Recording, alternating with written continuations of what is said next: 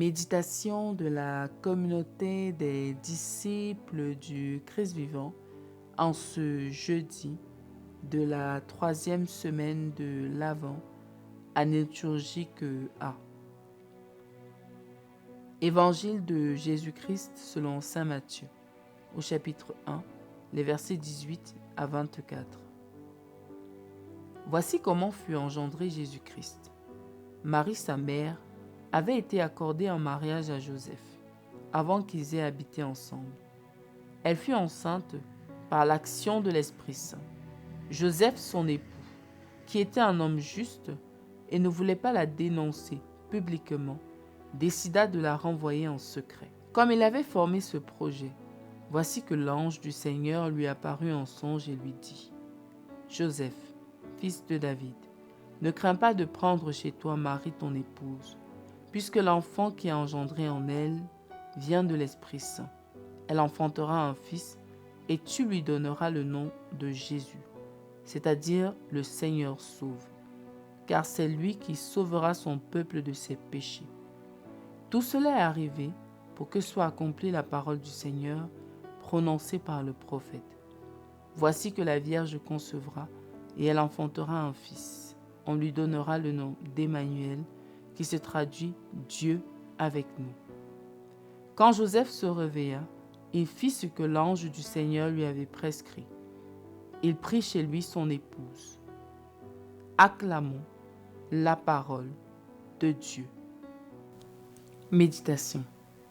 Le Christ vient nous ennoblir et vient nous sauver du péché et nous assurer la paix. La venue du Seigneur est pour nous source de grâce et de bénédiction. Il est capable de nous sortir de notre misère, quelle qu'en soit la profondeur. En faisant concevoir la Vierge par la puissance du Saint-Esprit pour nous donner l'Emmanuel, le Seigneur nous montre que celui qui met sa confiance en lui ne manquera de rien, car rien n'est impossible à Dieu. Lorsque Joseph accueille ce mystère avec foi, il collabore à l'œuvre de la rédemption de tous les hommes. Frères et sœurs bien-aimés, la grâce de Dieu nous est favorable. Il suffit juste de mettre toute notre foi et toute notre confiance en Dieu pour qu'il nous sauve et nous relève. Comme Joseph, il est question pour nous d'accueillir le mystère de Dieu avec foi, pour devenir acteurs de notre propre rédemption et de celle de toute l'humanité. En affermissant la foi de Joseph, le Seigneur nous invite à nous tourner résolument vers lui pour attendre de lui et de lui seul notre relèvement. Il prend véritablement notre chair en s'insérant dans la famille humaine, car il veut nous sauver de l'intérieur. Comme Joseph, notre foi nous empêche de faire le mal. Il a formulé le projet de répudier Marie en secret pour ne pas la livrer à la lapidation. Quand on aime quelqu'un, on ne peut jamais souhaiter sa ruine. Or, nous devons aimer tous nos frères et sœurs, car un chrétien ne hait pas quelqu'un. Un chrétien ne fait pas de mal à quelqu'un. En obéissant à Dieu par la foi, nous sommes sûrs de sortir victorieux de nos épreuves. Ainsi, nous vaincrons nos maladies, nos échecs, notre misère spirituelle. Car Jésus nous assurera la paix et la joie. De tout cœur, laissons notre foi nous guider vers le Seigneur pour lui obéir dans la vérité et dans l'amour. Prions. Dieu notre Père, l'annonce de la venue prochaine de ton Fils parmi nous est un message d'espérance et de paix pour tous les hommes. Affermis notre foi en celui qui vient pour nous sauver du péché et fais de nous des apôtres de l'amour de Jésus, le Christ notre Seigneur. Intercession.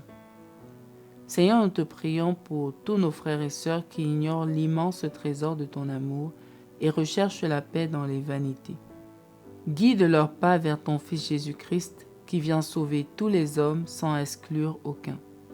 À tous ceux qui se déclarent chrétiens et qui se confient en toi, accorde la grâce de la fidélité et de la persévérance.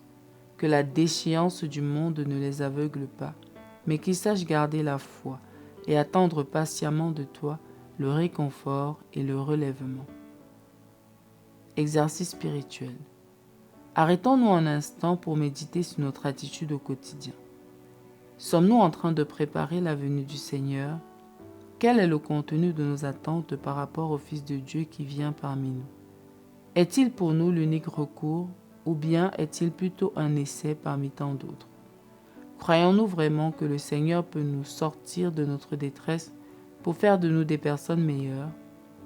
Comme Joseph, sommes-nous prêts à obéir au Seigneur même s'il nous demande des choses bouleversantes? Engageons-nous à renoncer à nos doutes et à travailler dans la foi et l'espérance afin que la grâce de Dieu s'épanouisse dans nos vies et nous assure la paix. Loué soit Jésus-Christ à jamais. Méditation rédigée par l'abbé Pacom Lamennais du diocèse de Bafoussam.